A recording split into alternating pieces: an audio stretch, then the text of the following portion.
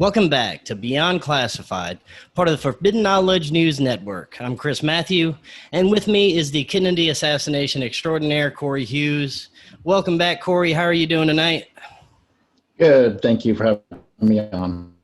After this live stream, the episode will be available exclusively on our social media network for free, of course. The link in the description will get you there, or go to forbiddenknowledge.news to sign up. Now, tonight, Corey is back with a new presentation that delves into the massive tangled web that is the Kennedy assassination. Tonight, it's about a man supposedly named Jean-Pierre Lafitte, who was a key player in the plot that most people have never heard about. And of course, this presentation will be another piece of a huge puzzle that is the assassination. Corey's also writing a book, and he's published multiple presentations on this network. If you want to get caught up on some of this information, all of his presentations are on the channel, on the podcasts. I'll also leave the links in the description here. So tonight, Corey, where do we start with the story of Jean-Pierre Lafitte? Okay, so I'm just going to let you know right up front that he is one of two people in the assassination who, despite the amount of research I've done on him, is still a mystery. I really have not finalized any kind of opinions on Jean-Pierre Lafitte, who I haven't even determined if that is a real name or not, as I have come across contradictory information. I've read some reports on him that say it's his real name. I've read other reports that say it's an alias he uses when he's in the US.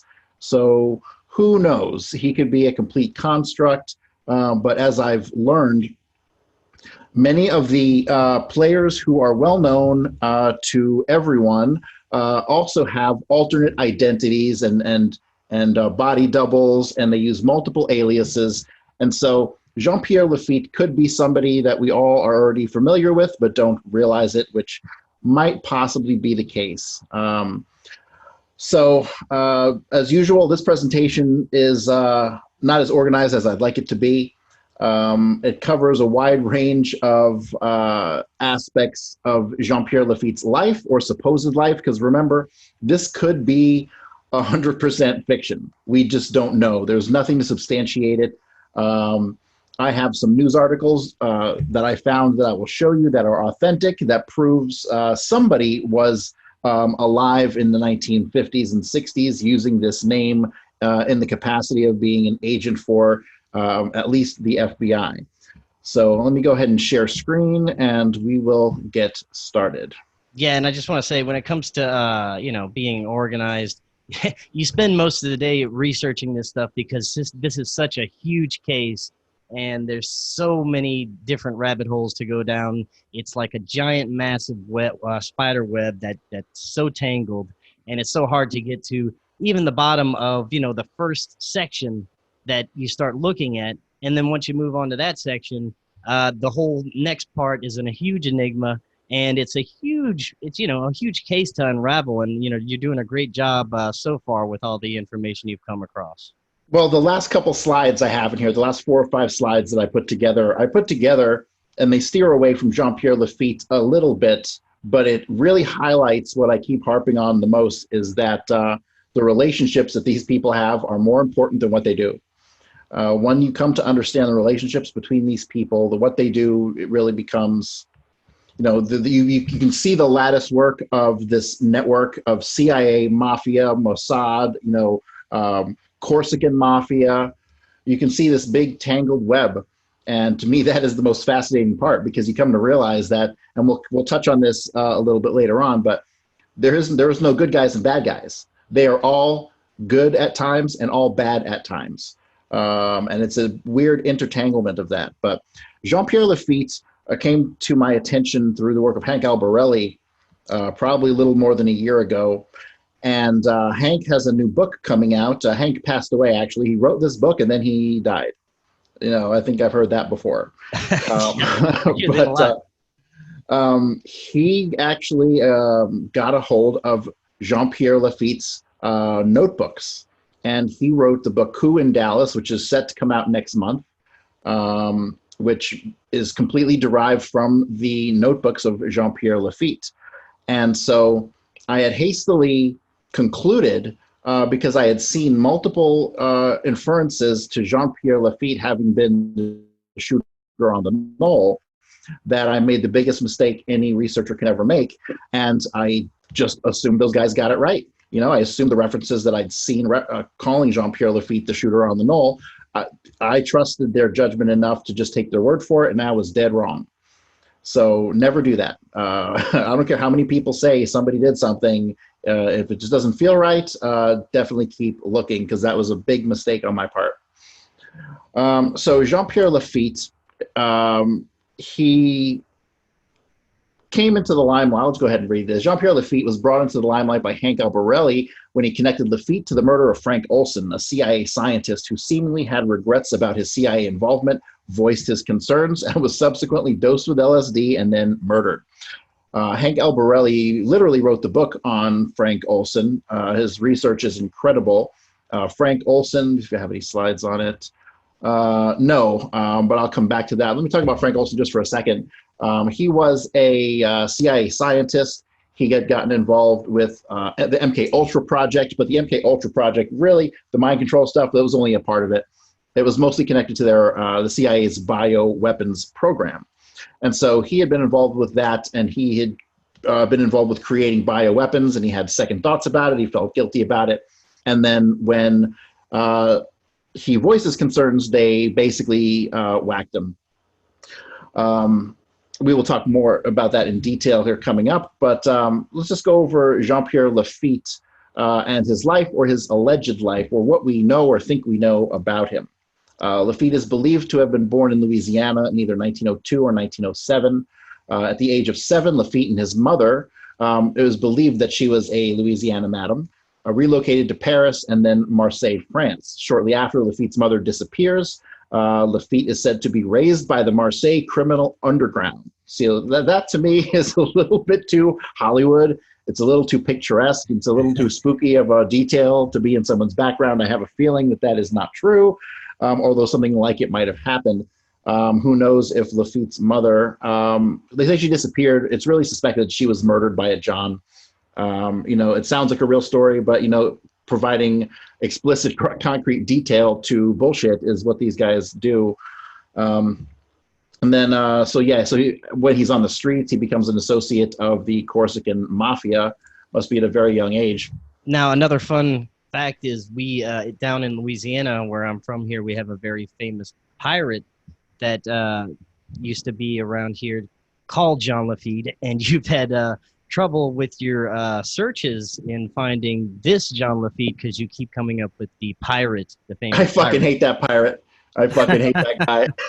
I swear, like, so many times I think I found something good, and it was, no, it's about the fucking pirate. Yeah, fuck that pirate. And also, there's like a restaurant in New Orleans called Lafitte's. And so when there's a lot of places around here named after the pirate Lafitte. Right. So when I'm going through the Kennedy research, especially the Garrison stuff, I try to search for the word Lafitte, and I get 50 references, and like 47 of them are to the restaurant. So it's very frustrating dealing with that kind of shit. So in 36 or 37, Lafitte comes back to the U.S., although the authorities officially claim he didn't arrive till 52. That's because he was going out dealing drugs and whacking people for him. In 1940, Lafitte becomes an associate of Vito Genovese. Through the 40s, Lafitte was involved in drug trafficking between France and the U.S., otherwise known as the French Connection, a very well-known path for heroin to make its way from Saigon to France to the U.S., through our good friends Meyer Lansky, Menachem Begin, and all those scumbags. His main associates were Henri Derincourt and Francois Spirito. Those guys were big shots in the Corsican mob. During World War II, Lafitte joined the OSS, working in Nazi-occupied France and Belgium. That's some shit right there. The Nazi-occupied part is really what kind of caught my attention, because to me, he's obviously, as you'll see as we unfold more of this information, he was kind of a shared asset. And after the war, he was in direct contact with Otto Skorzeny and part of the Skorzeny assassination network. So yeah, I wonder what he was doing over there in Nazi-occupied France and Belgium. Whose side was he on? Lafitte meets George White in 1948. White is former FBN, OSS, and now CIA, working for James Angleton. George White, of course, the head of MK Ultra. By 1951, Lafitte is working for White under Project MK Ultra, and by 53, Lafitte is tasked to kill Frank Olson, who was the scientist I was just talking about. Olson, a scientist, attempts to leave the agency. Lafitte throws him from a New York hotel window. It is believed Olson was involved in CIA biological weapons. In 2017, Showtime produced a 6-episode series about Olson's death entitled Wormwood. They failed to identify Lafitte as the killer. Again, now I know the information about Lafitte is scattered. Where did you find most of the information that you're presenting right now? A lot of this is from Hank Albarelli's book, The Lobster, which is a pretty good kind of underground magazine. They've done some features on Lafitte, mostly in reference to the drug trafficking. And I have found a couple posts on various forums and a handful of miscellaneous pages from books on the internet. A lot of contradictory information. You know, it seems like most of his life is so exciting. Like he was like a modern day pirate. You know, it was. It's crazy when you read about what his life allegedly entailed, and it makes you wonder who guys like this actually work for. You know, because they're good guys, they're bad guys. They work for the U.S. They work for Israel. They work for whoever the fuck needs them. Right? They're free agents. They kind of do what they do, and you know, where do their loyalties lie?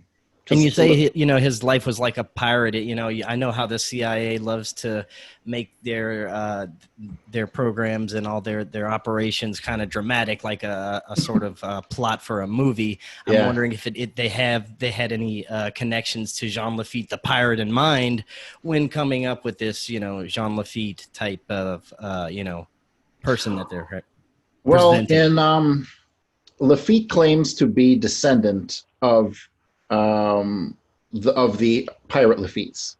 There is really no proof for that, and there's a little evidence against that, which kind of would indicate that he's a braggart or this whole thing is just fiction.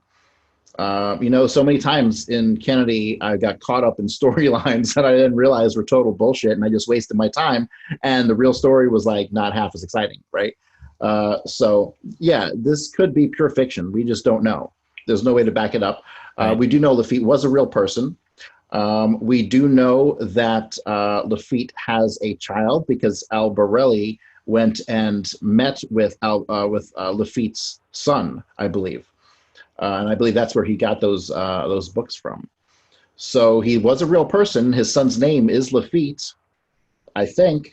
You know, when you start studying CIA and spycraft and all this stuff, it's hard sometimes to know what's what, and it often depends on the interconnection with other people, places, activities, right? So if you have one piece of information about Lafitte, how do you know whether it's bullshit or not? Well, because you might have a statement from somebody else, you know, unwittingly that corresponds to that piece of information you have, right?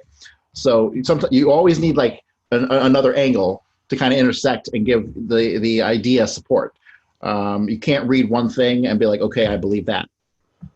So there's always got to be something that corresponds, even if that thing over there is crazy too, right? Because this whole thing is crazy. History is crazy. Yeah, and all we have to go off of is the documents that come from these, you know, right. Same people that are perpetrating. And the thing that gets me is that with documents being released today, 50 years after the fact, the people who hid documents or made them classified, they're fucking dead. All right. So you've got somebody going through documents today who might not understand the implications of the things that they're releasing. Okay. The documents released in 2017 were goddamn gold mine, and for reasons that most people will never know. But the corresponding information supporting relationships that I found in the 2017 document dumps under Trump were just fucking great. Great. I mean, the case wouldn't have been solvable, I don't think, without some of those documents. I should probably do a show on those specific documents. So I could name a half a dozen documents that just are absolutely essential, that are really nothing more by themselves. They're nothing, but they're supporting to other things, which is like more important. Right. Right. So sometime after the war, he hooked up with George Hunter White, a buccaneering agent of the Federal Narcotics Bureau, who would provide plenty of work for him. White had free access to LSD in the early 50s and was dosing unwitting subjects left, right, and center in the many safe houses he ran for the FBI and other agencies. George White was a monster. He really was. He released an aerosol can of LSD in the subways in New York.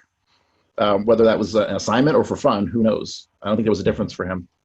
Lafitte's career as a non-attributable agent for various government agencies is described in great detail by Albarelli and includes the remarkable story of Joe Valachi, the mafia songbird who had murdered John Joseph Sopp in the Atlanta Federal Penitentiary Yard. The U.S. attorney there had sought the death penalty, but Valachi, through a go-between, got a message concerning his predicament through to Robert Morgenthau, who was then the U.S. attorney for the Southern District of New York. Well, as it turns out, that go-between was Jean-Pierre Lafitte himself.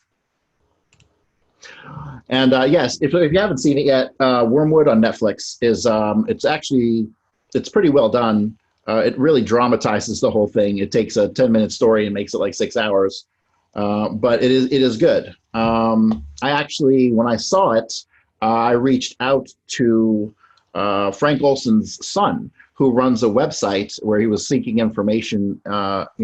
Just if you know anything, let me know, kind of thing. It was so I reached out to him and I gave him all kinds of information, and we discussed Israel's role in the assassination and a whole bunch of other things. It was actually pretty cool. So he didn't know a lot of things that I thought were pretty common knowledge about Kennedy and the connection through Lafitte. Okay, so I'll talk a little bit about Frank Olson. They went to a meeting November 1953 at Deep Creek Lake, and there were several other scientists there. He went with a group, and the group was dosed. He began to display strange behavior, extreme anxiety, and feelings of paranoia. The loose cannon was now ricocheting about like a pinball in a pinball machine. He was taken up to New York to see CIA-approved Dr. Abramson, who seemed to have realized that there was going to be no easy fix here. Then it was decided that Olson should be taken away to a secure CIA-approved asylum, and the forcible removal of Olson from the Hotel Statler was entrusted to 2 goons. So basically, he gets dosed out in a cabin in the woods. He's freaking out. So he then, the next day, he's freaked out, but he goes home. They realize that he's not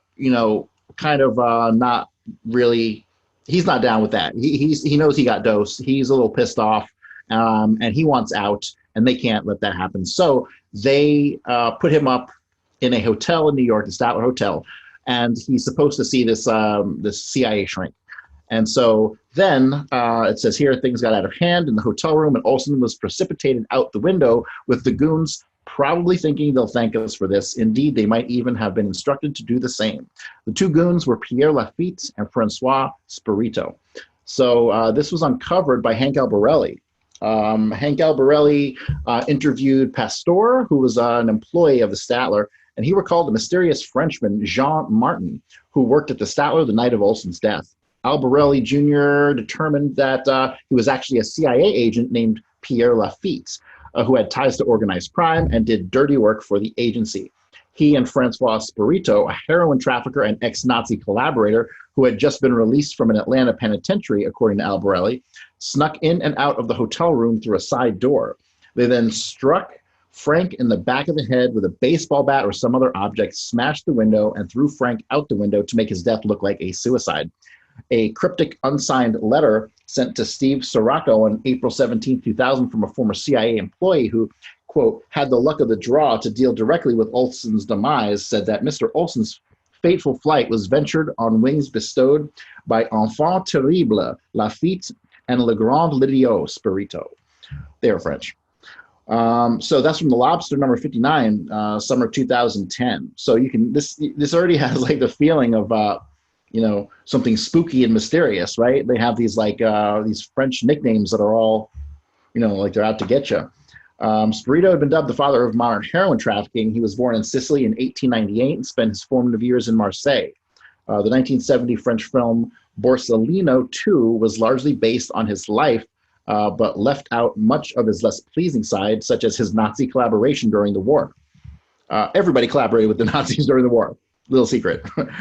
Just before the Olson business, Burrito had been released from Atlanta's federal penitentiary, where he had been serving a sentence for drug trafficking. Less than 3 weeks later, he was picked up by U.S. Immigration and Naturalization Service and deported back to France, where he died in 1967. Burrito had known Lafitte since about 1939. And they had first met in Marseille. It was Lafitte who engaged him for the job. Yeah, so when he was in prison in Atlanta, that was one of the prisons that MK Ultra program had used to dose some of the prisoners, and he was one of them. And he wasn't too happy about it when he got out. But yeah, they experimented on him. They dosed him with heavy LSD. They seem to do it to a lot of people in the 50s and 60s. It's really kind of crazy. Yeah, we should do a show on that sometime soon as well. Yeah, it's like, man, I'm surprised they didn't have like water guns full of shit and would just zap people. I mean, that's what it feels like, because they went through a lot of acid. Lafitte, I read this one story about Lafitte where he ate acid with James Angleton. If you're eating acid with James Angleton, you are a motherfucking CIA rock star, like for real. Like it doesn't get much higher up the ladder than that. Period. Like he was a superstar. Yeah. And I honestly don't think LSD had the intended effect on society that they actually desired. I think they thought a different direction. They thought that it would make you easily susceptible to mind control and to suggestion, and they could control people with it. And it did the opposite. It freed people's minds. After it scared the shit out of them.